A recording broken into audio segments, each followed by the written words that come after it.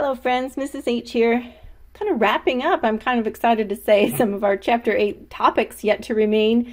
Oxidative cleavage through ozonolysis, and just kind of some wrap-up topics on synthesis. So let's introduce one more reagent we need to work to understand, ozone, and the process of it being so highly oxidative that it actually cleaves the double bonds. So when I think about ozone, just start by examining its structure as we had done in the beginning of our lessons together. We said that ozone is a 3-oxygen molecule that exhibits resonance. So a double bond, a single bond, opportunity to just resonate. Ozone is resonance stabilized. So therefore, in the reaction process, when it reacts with an alkene, it produces an ozonide that will then rearrange to create a more stable configuration. So let's examine. Here's our pi bond. The pi bond reaches out for one of the oxygens in the ozone molecule. One of the oxygens from ozone reaches out to the carbon in the pi bond. And of course, this bond would then collapse. And we form, notice this cyclic structure. There is no carbocation intermediate, but an ozonide, the initial intermediate, takes the 2 pi bonds and really just attaches to the ozone molecule. This is a ring structure, so no empty carbon bond. We then actually cleave the bond. This bond will just go collapse. This bond will then collapse as well as form a new bond here. So thinking about what happened, we have rearranged to actually cleave the carbon bond and form an ozonide, again a 5-membered ring in which the initial carbons are now attached to both oxygens. Here's those 2 carbons in the pi bond. Here they are now. Those 2 carbons in the pi bond are still incorporated into a cyclic structure. Well, through that whole process, we cleave those double bonds. It's then just kind of in a workup of a mild reducing agent. The ozonide is converted into its products. So thinking about a ringed intermediate that involves the 3 oxygens from ozone. The oxidative cleavage then is completed through a workup of a mild reducing agent such as zinc in water or DMS. That was a polar aprotic solvent.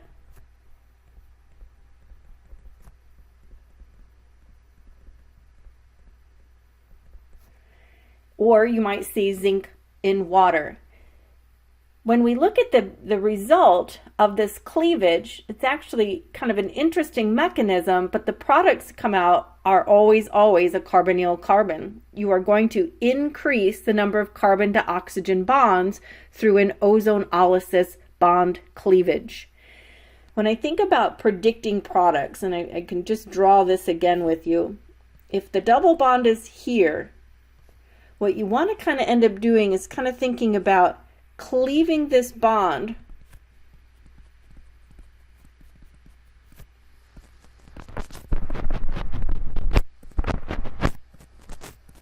and in the resulting carbons that were in the double bond,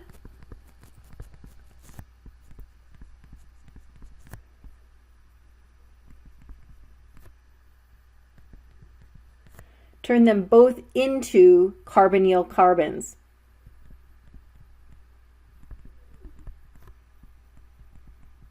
Turn each of them there. So if I think about what I'm saying, step 1, you just want to cut this bond, and so one molecule would form a carbonyl carbon here, the other molecule forms a carbonyl carbon here, and you've cut that carbon compound in half. A bond cleavage has occurred. The process of ozonolysis. So when you see ozone sitting on the arrow, think bond cleavage. A highly oxidizing agent, so much so that the bond actually cleaves. This is kind of an interesting way to think about as well. everywhere you see a double bond, you're going to have bond cleavage occur. One of them is to just kind of say, step one, locate those double bonds and just kind of make them longer than normal. So do you see how we've made this a little bit longer and this guy a little bit longer? This is so you can take your pencil and literally erase the line right there. And when you erase the line, you turn them into a carbonyl carbon. So if this bond breaks, I can see one of those compounds here.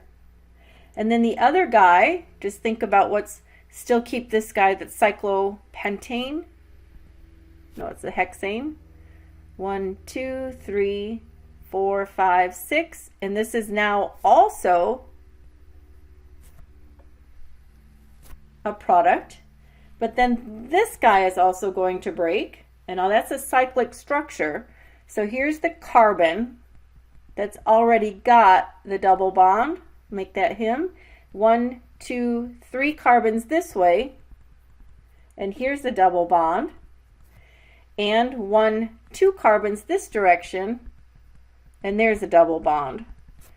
So you have 2 products overall. One from breaking the cyclic structure into a straight chain, and the other would be the ketone from this particular molecule. This would form a ketone at position 2, and this cyclic structure actually ends up with 3 carbonyl groups in there. 2 of them are aldehydes. So you can see 1, 2, 3 carbons in one direction and 2 carbons in the other direction. This opens up to a straight chain.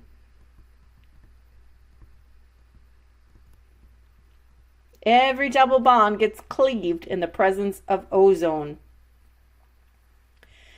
So predict the products that are expected when each of these alkenes is treated with ozone and DMS. Ozone, bond cleavage, which means breaking the bond, and forms the carbonyl carbon from the pi bond. So we want to locate each double bond, and you're going to end up cleaving it. Alrighty, so there's 2 double bonds here. Let's break apart this carbon first. Those 2 carbons. So one of my products will be a 2 carbon, where one of them contains a double bond to oxygen. This would be an aldehyde.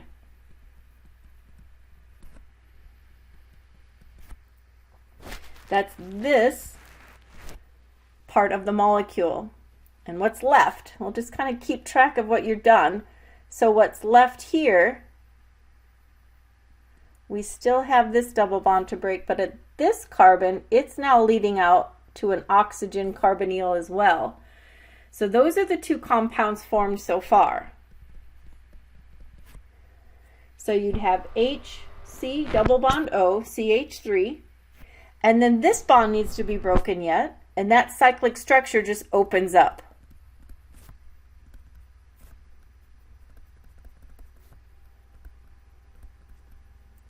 So let's keep track from this carbon. Here is the carbon that's double bonded. Let's just emphasize that's this carbon.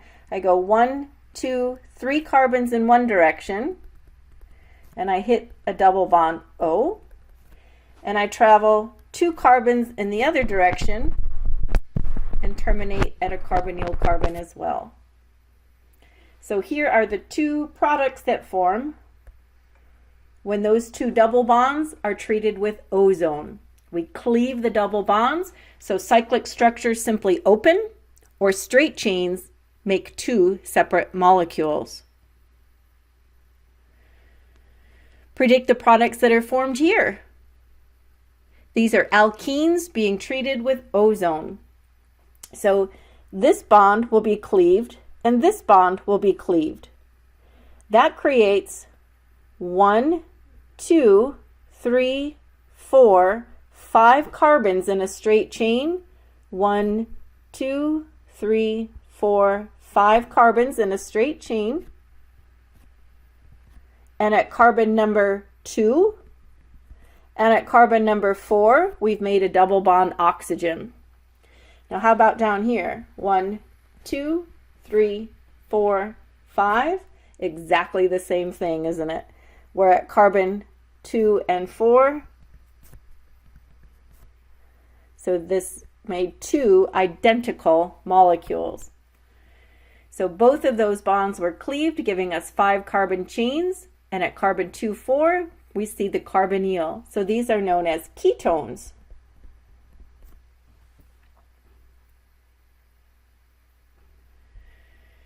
Identify the structure of the starting alkene in each of the following cases.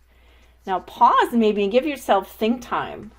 What I'm noticing is it's got to be a cyclic structure because I don't have 2 separate molecules. So therefore, I know it had to be a cyclic structure. Alrighty. And then thinking through how it attaches. Where you see the location of the double bonds, those had to, or the carbonyl carbons, those had to be an original alkene. So do you see how on carbon 2 is the double bond, on carbon 6 is the double bond? That means we have 1, 2, 3, 4, 5 carbons in a cyclic structure. So that this guy here is what I'm labeling as carbon 2, and this guy here is what I'm labeling as carbon 6 in the straight chain above, because those are where I see carbonyls formed. Now, I realize they're not 2 and 6 in a cyclopentene, but I'm just telling you where this from. Carbon 2, there's a carbonyl, so that was the carbon in the double bond.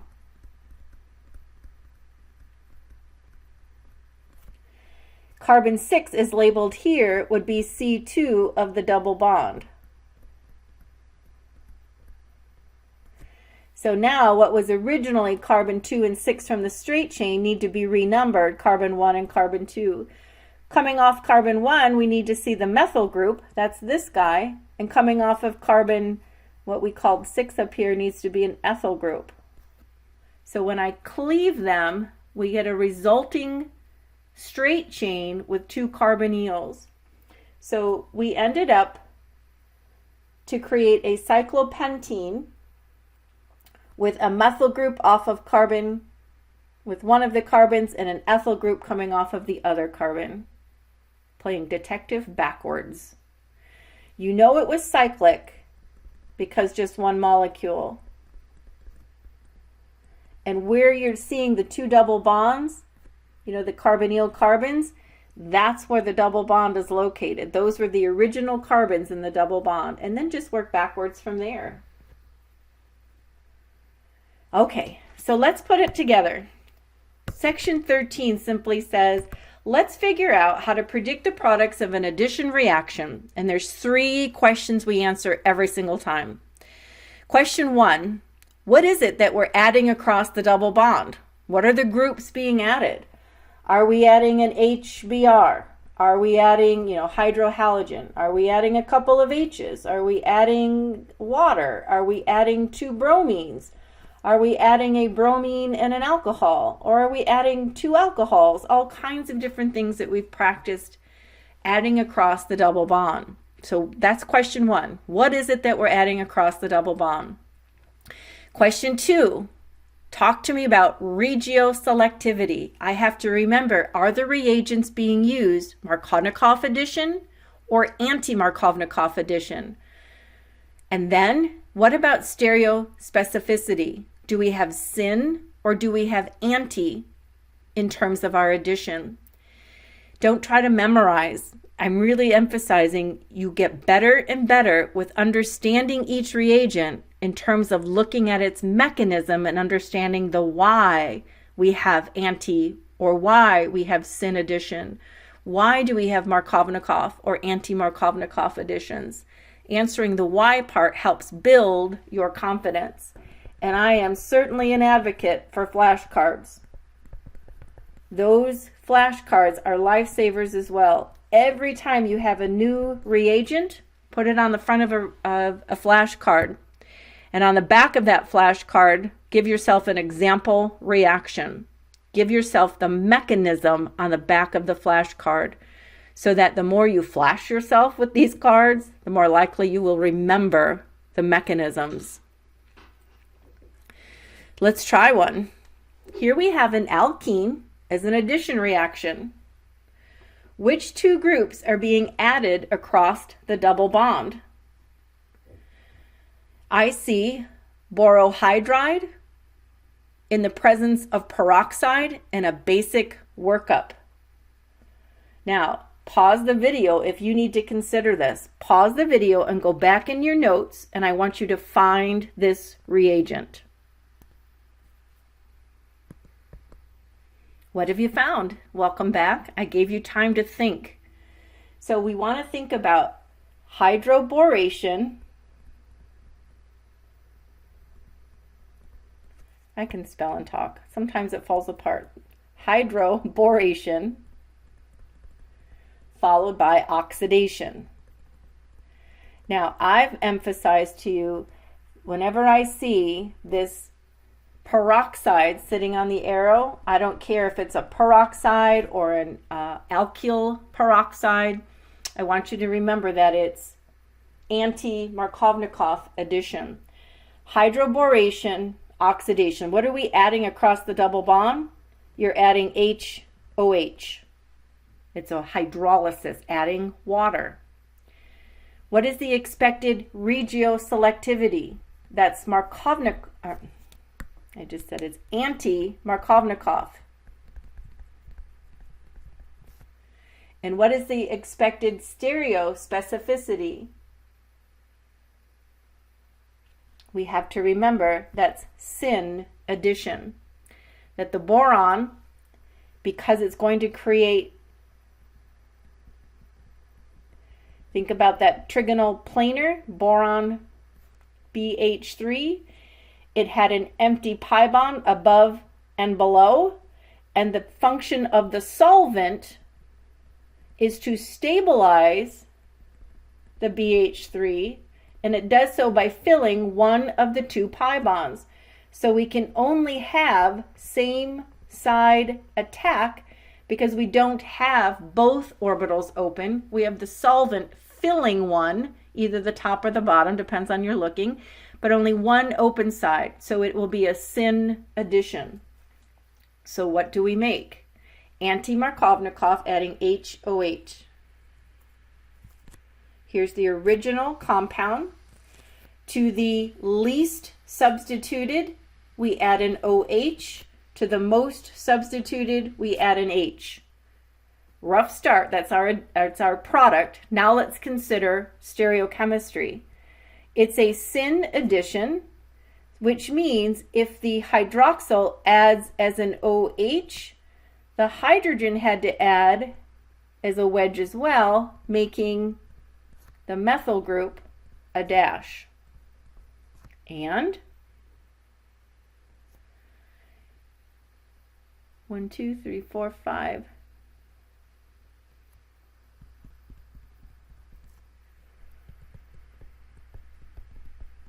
Yeah, I am 1 carbon short.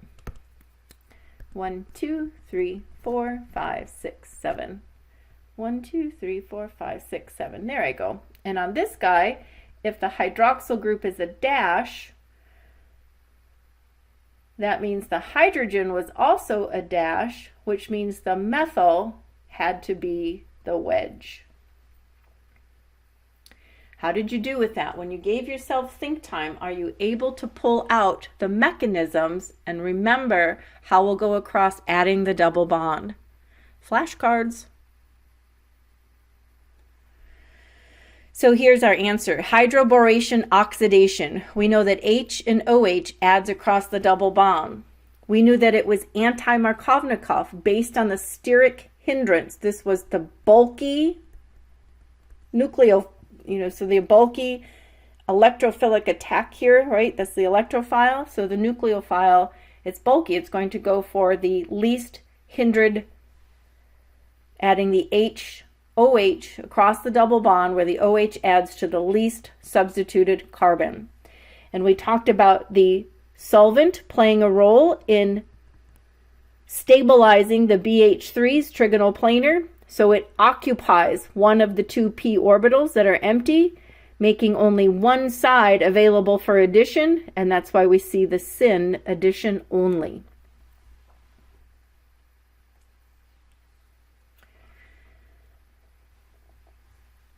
When we see BH3, and again, these are all just kind of bringing out the answers to what we just drew, we see the syn addition with its enantiomer. This is our answer that we drew, just kind of cleaned up, because sometimes I know I don't draw very well.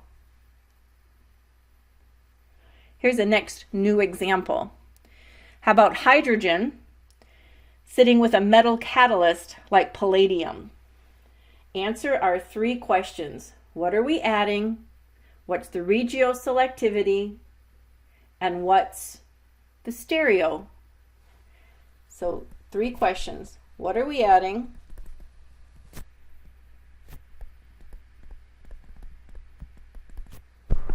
What's the regio concern? And that's just asking, is it Markovnikov or anti-Markovnikov, if it's necessary to consider.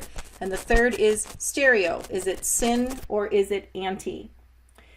So let's answer these. The two groups that are being added, well, it's H and H. So we're adding a hydrogen across the double bond.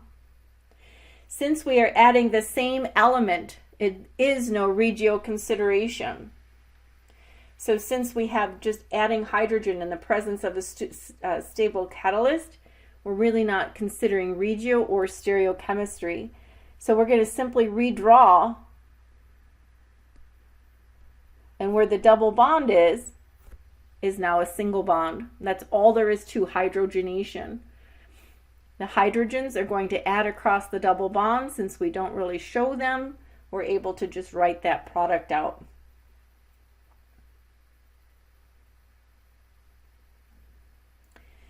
So the alkene turns to the alkane. Now remember, you could also see Wilkinson's catalyst sitting here, but it's the exact same outcome.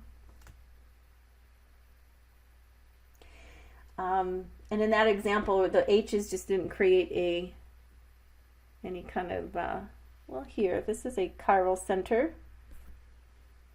So how does that look? But when you add them, you can create this could be the wedge and the hydrogen as the dash, or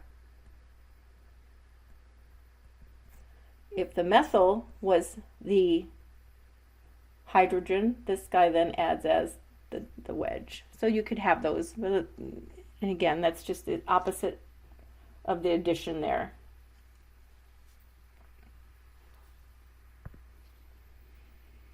How about when you see osmium sitting on the arrow? Osmium tetraoxide. What happens? Well, what's adding across the double bond? This is a powerful oxidizing agent, so it's adding two groups of OH, a dihydroxylation.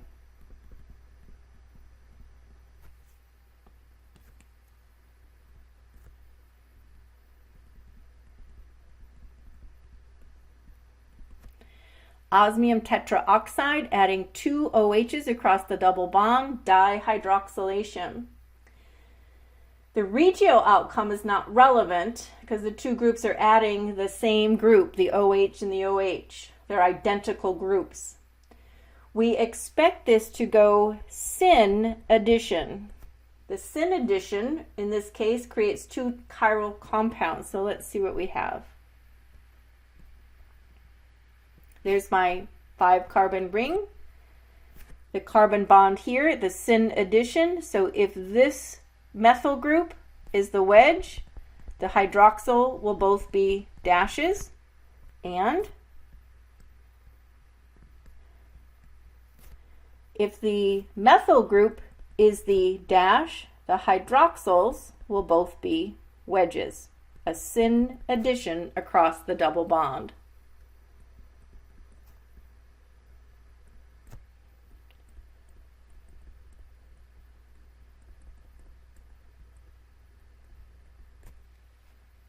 Alrighty.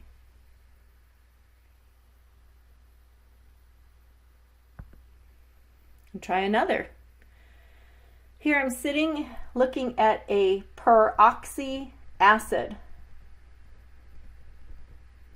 and an acid catalyst. This I want you to think about that epoxide ring intermediate. And when you view that epoxide ring intermediate, you can answer some of these questions. Question number 1, what are we adding when you see a peroxy acid sitting on an arrow?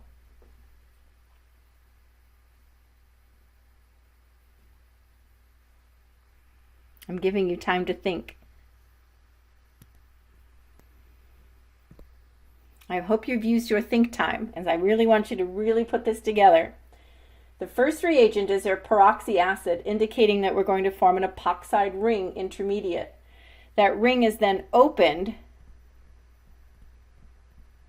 with the acid catalyst. All right, so that's kind of what I'm seeing on the arrow.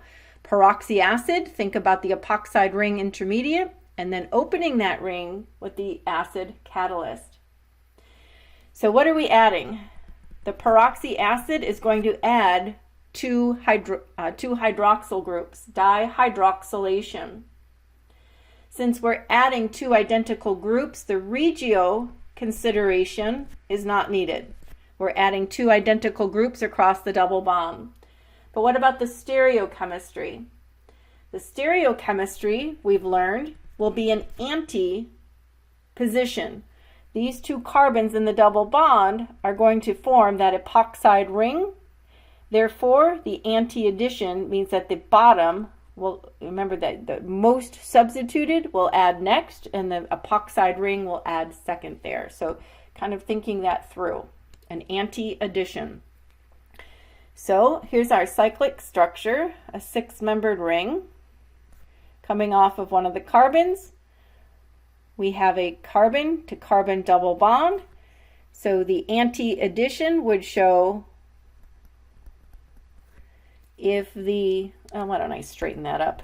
Let me redraw to show it the same direction. There. So this comes straight out. Here's this guy, up and over. So if we're adding an anti-addition, the two carbons in the double bond, so let's suppose that if this methyl comes out to be a wedge, the hydroxyl will be a dash here, and therefore it will be a wedge here. That's an anti-addition. And it's an enantiomer.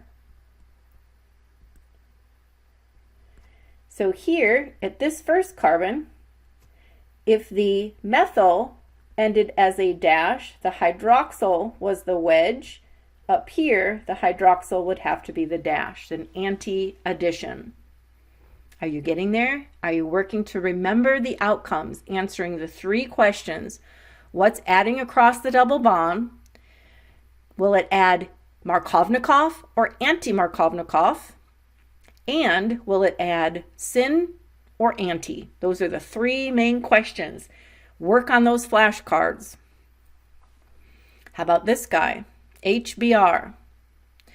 Notice this is a pure reagent. There's no alkyl peroxide, so you will have a carbocation intermediate. So when I think about what are we adding, we're adding an H and we're adding a Br. And I have to think about a carbocation intermediate in this addition reaction. This will add Markovnikov. Righty. And then what about in terms of anti? Nope. How about syn or in terms of anti? I'm giving you think time. The 2 groups being added are an H and Br. The Br is always going to the, in terms of looking at that, it would always add Markovnikov addition. So let's draw that product. I'll put my 2 methyl groups there. Outcoming here, the bromine added to the carbon that was most substituted. Now let's just think that through just to kind of remember. Here's the methyl group, here's the double bond. The carbocation intermediate that would form would be on the most substituted, and that is a tertiary carbocation, so there is no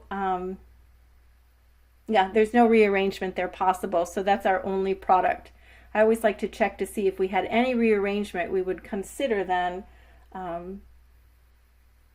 consider it over here. Now remember, these both are hydrogens, so we didn't really need to consider any stereochemistry, so the hydrogens can flip in either direction. So we ended up with a tertiary alkyl halide. Did you get that one? Oh, these go on and on, don't they? A peroxy acid, so adding 2 hydroxyl groups across the double bond. Let's move on and kind of think about synthesis reactions. In the last section, we'll look at 1-step synthesis and 2-step synthesis reactions. First of all, remember the 3 types of reactions from our last few chapters here. Chapter 7, we talked about substitution reactions in which one functional group converted to another. Perhaps an alkyl bromide converted to an alcohol. It's a substitution. One group converts to another. The second we practiced last chapter was E1, E2 mechanisms in which elimination reactions converted alkyl halides into alkenes. And we've just spent a great deal of time talking about addition reactions in our current chapter, which is the opposite of elimination. So adding 2 groups across the double bond. Those are what we called 1-step synthesis. It accomplishes one of 3 things: a substitution, elimination, or an addition. So if you think about identifying reagents that you could use to accomplish the following transformation, ask yourself the same 3 questions. What type of synthesis is this? Well, if I'm going from an alkene to an alcohol, notice that that is an addition reaction. I'm adding an OH and an H across the double bond. That's an addition reaction. What is the regioselectivity? Well, the OH added to the most substituted carbon. So that's a tertiary carbocation.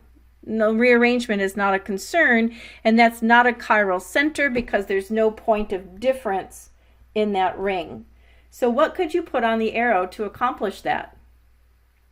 That's the question where your flashcards come into great help. This, of course, would be an acid-catalyzed hydration. If I just simply put an acid here, H3O+, we would add water across the double bond. Think about the mechanism. If you think about the mechanism, you're so better off, right? So that the alkene acts as your nucleophile, right? So this double bond right here, here's your water, or your protonated water, your hydronium ion. We have a proton transfer. And in that proton transfer, we create a carbocation intermediate.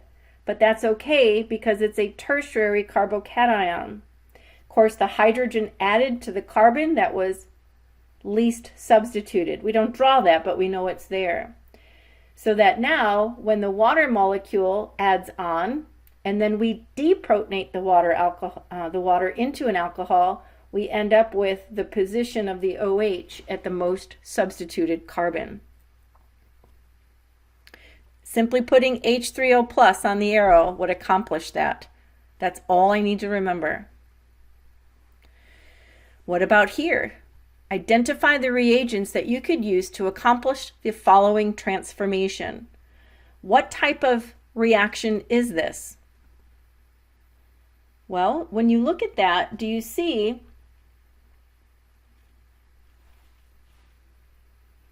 it's an addition reaction? And what you're adding across the double bond is an HOH. So that's the first question. What are you adding? Well, I'm adding HOH.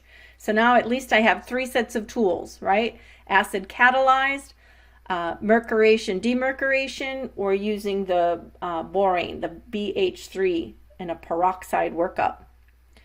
So what about the regioselectivity? Well, look, the OH added to the least substituted carbon.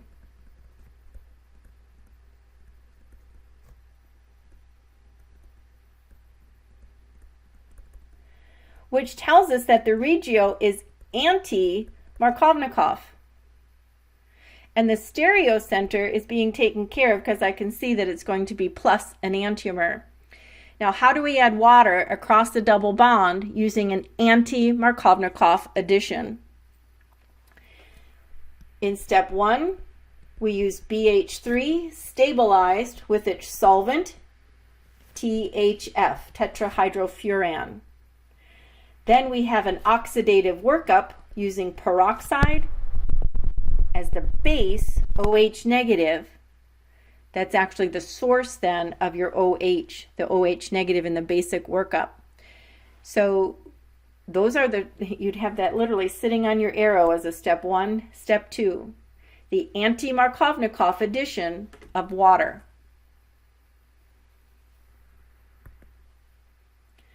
How about this guy? Well, what is this? First of all, recognize the reaction. Do you see that this is an elimination reaction? So think about E1 versus E2.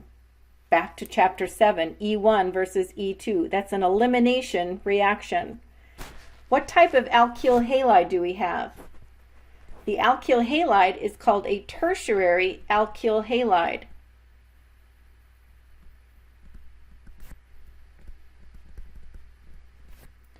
And notice this alkene that formed is the least substituted. I mean, here's a beta position. I could form the double bond in the most substituted position. That's what we called Zaitsev. Or in the least substituted position, that was called the Hoffman product. So not only do we have a tertiary alkyl halide, we need to form the Hoffman product, which is the least substituted alkene. What would accomplish that? At that point, we need a big, bulky base. A big, bulky base that would eliminate the beta hydrogen from this position, and that's an equivalent hydrogen here. So the elimination forming the least substituted Hoffman product, something like tertiary butte oxide. And you need to really represent that as a neutral salt, so you'll often see it with a K, potassium butoxide, a big bulky base. It's a beta elimination.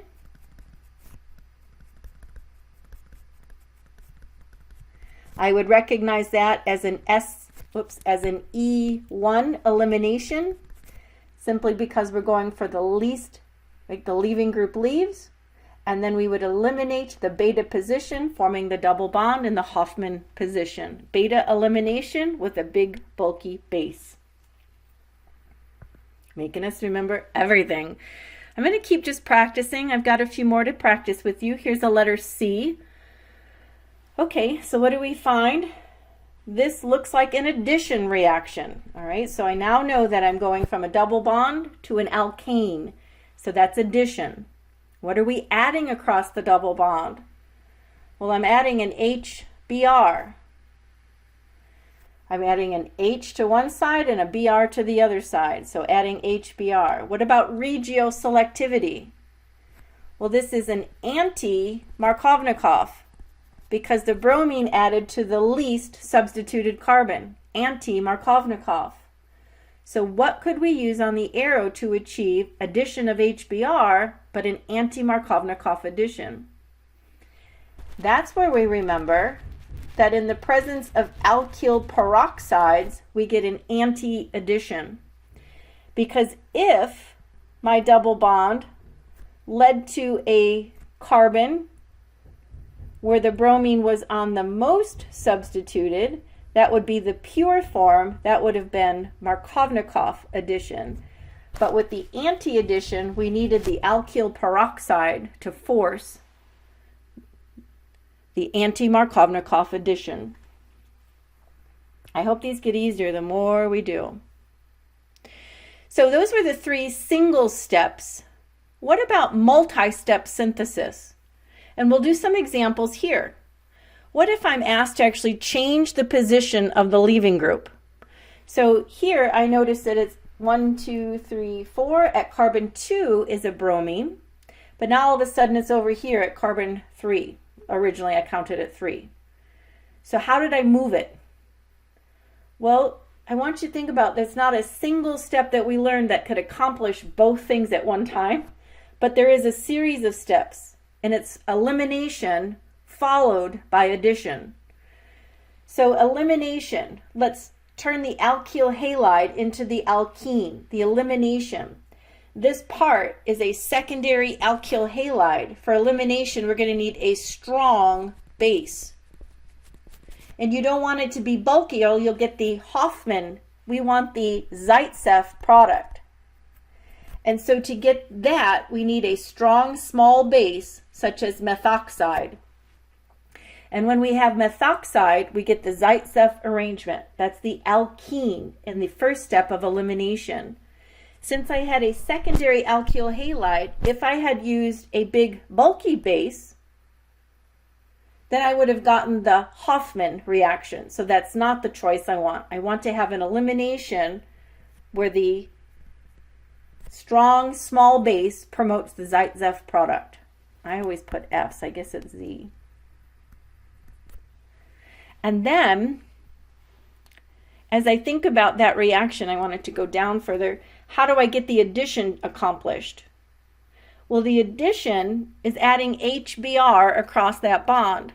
Do I want to add it Markovnikov or anti-Markovnikov position? Remember our goal, the original molecule, we wanted that to create the most substituted position. So we would just use the pure HBr, Markovnikov. So in essence, to fill these questions in, it's a 2-step process, where in the first reaction, I use a strong, small base to promote the elimination in the Zaitsev product, followed by the addition of HBr to produce the Markovnikov addition, where the bromine added to the carbon that was most substituted. A 2-step process to change the position of your leaving group. How about this? How to accomplish this? I have an alcohol that I would say is a tertiary alcohol, and I want to transfer that to become a primary alcohol. How do we accomplish that? Well, first of all, notice that it is not one single step that will move the OH from this carbon to this carbon. That's actually what we're trying to do, is just move the attachment of the hydroxyl from the most substituted to the least substituted.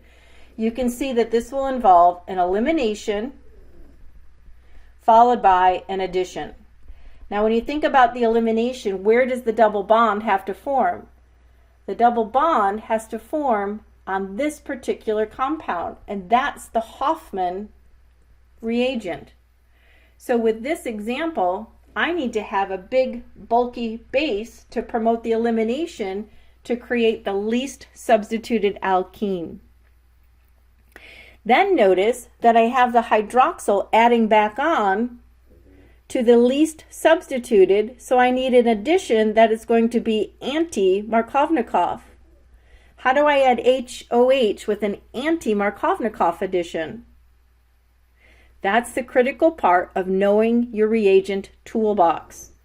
So in the elimination, we wanted to have the hydroxyl group leave. I want you to remember as well that we've learned hydroxyl groups are terrible leaving groups. So your mechanism had better create an opportunity for the hydroxyl group to be able to leave. And we learned in chapter 7 that if you convert your hydroxyl group into a protonated group, such as with a tosyl chloride in a workup of pyridine, you can create a better leaving group.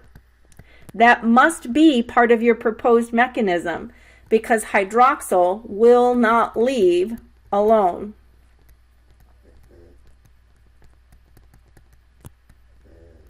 And if your mechanism said, for an elimination reaction, I need to get the OH to leave, Well, it's not going to unless I protonate it somehow. You can protonate the alcohol, make it a better leaving group.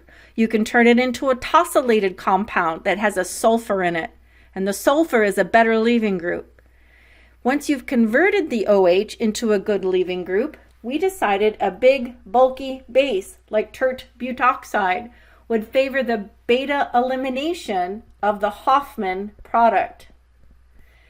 We then decided we wanted the anti-Markovnikov addition, and so therefore we're selecting the borane in a workup of peroxide and a base. The borane, remember, is being stabilized. Just visualize that. Here's the borane, H, and that's a trigonal planar, and so it has a p orbital above and below the plane, but the THF is saturating one of those two empty orbitals.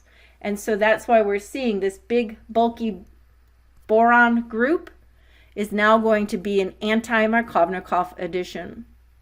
We have to be able to think through, given this compound, how do I turn it into this one? Go into your toolbox and start rethinking the process of synthesis. Never ask a hydroxyl to just get up and leave on its own. It will not do that. So we'll have one more practice here. I'm converting the location of a leaving group from a position at carbon 1, 2, and I've moved it over to position 1. How do I move a leaving group?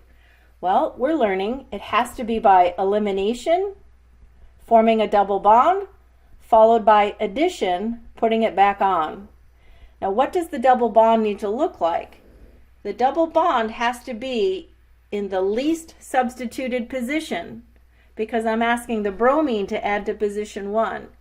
It would make no sense to put the double bond in the more substituted position, because then the bromine would add here. So we want a Hofmann elimination. How about the addition?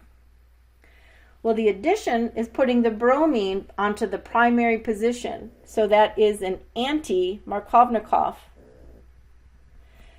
The difference here is that we don't need to turn the leaving group into a better leaving group. This is already a good leaving group. So I wouldn't need a first step like I did for the alcohol to turn it into a better leaving group. So we accomplish it the following way. We see that we have an elimination followed by an addition. The elimination that will create the Hofmann product use a big bulky base such as tert butoxide.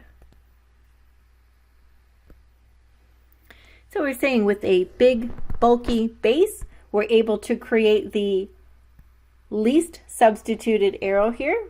So this was what we referred to as the Hofmann elimination product, the least substituted alkene, followed by an addition, and we wanted that to be an anti-Markovnikov, so we said we needed that impure alkyl peroxide to promote the anti-Markovnikov addition.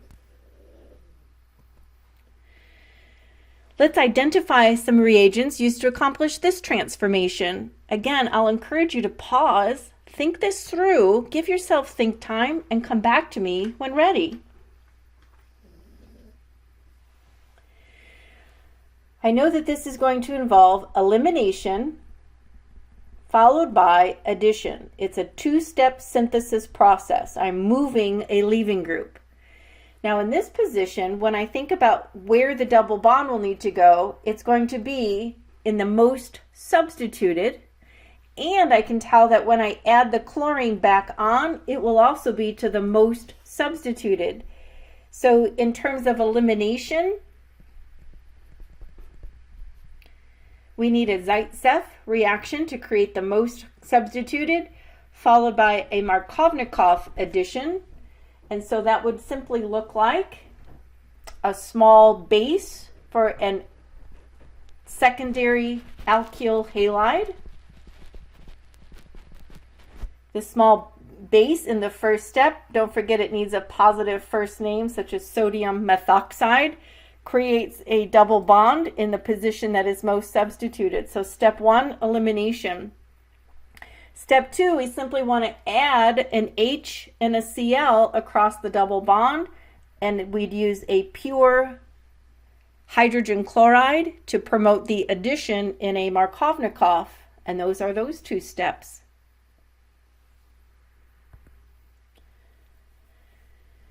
Here we could notice that we're transforming one functional group into another. And again, we need to have an elimination followed by an addition. And answer those cases one at a time. Where does the elimination have to put the double bond? Well, I can see it has to be a Hofmann elimination because the alcohol then is added to the least substituted. So we need a Hofmann elimination followed by an anti-Markovnikov addition. So think about what that would look like. To promote the Hofmann, we would need a big bulky base such as tert butoxide.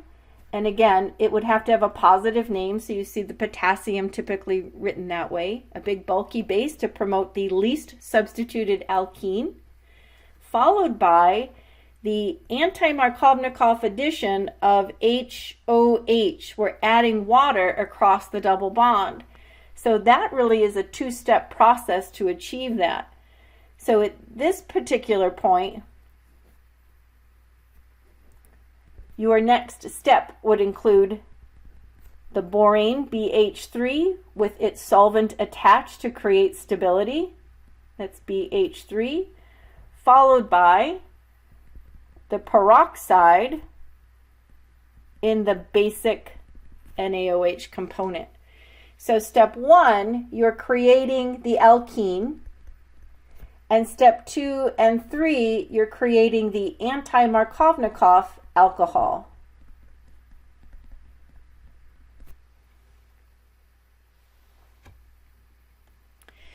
Sometimes we're asked to change the position of a pi bond. What we were just practicing are 2 steps to change the place of a leaving group. What if we had to change the place of a pi bond? That's the actual opposite, isn't it? We have to do an addition followed by an elimination. So the addition reaction oftentimes creates the alkane, and in doing so there, we can create an elimination, E1 or E2, based on secondary or tertiary alkyl halides. So for instance, if I wanted to create the following transformation, I would add HBr, and just think about what that would do. You would create the alkyl halide where the bromine attached to the most substituted carbon. Then in your second elimination, you're using a big bulky base. The tert butoxide favors the Hofmann elimination. So this is the hydrogen that gets removed. So beta elimination, the leaving group leaves and that bond collapses and you created the least substituted. So you removed the pi bond from the most substituted position to the least substituted position by adding HBr and then removing it selectively. When we think about examples here, here's one. Oh, I got quite a few. Here's an example. How would we create the following transformation? So giving yourself think time. Where are we moving the pi bond and where's it going to? Well, in the first, we know it will be addition. And if I add an alkyl halide, that's the perfect leaving group, right? I would want to create an alkyl halide where the bromine is added to the most substituted carbon. So there's the first addition reaction. Step 1, addition. And I just wanted to create the most substituted carbon. And now in the second process, which would be elimination, again, the carbon here or the carbon here or here, those two are equivalent. Those are in beta positions. We simply want to create the most substituted alkene, so that is the Zaitsev product. So just use a small, strong base, such as methoxide, OMe negative, and you would have created the most substituted alkene. So that's pretty straightforward. Moving the location of a pi bond. And that I really think I had as the end. You will have an opportunity to practice moving leaving groups, and you'll have an opportunity to practice moving pi bonds as you practice memorizing, really, flashcards, work to understand the mechanisms. And with that, I'll leave you to go practice.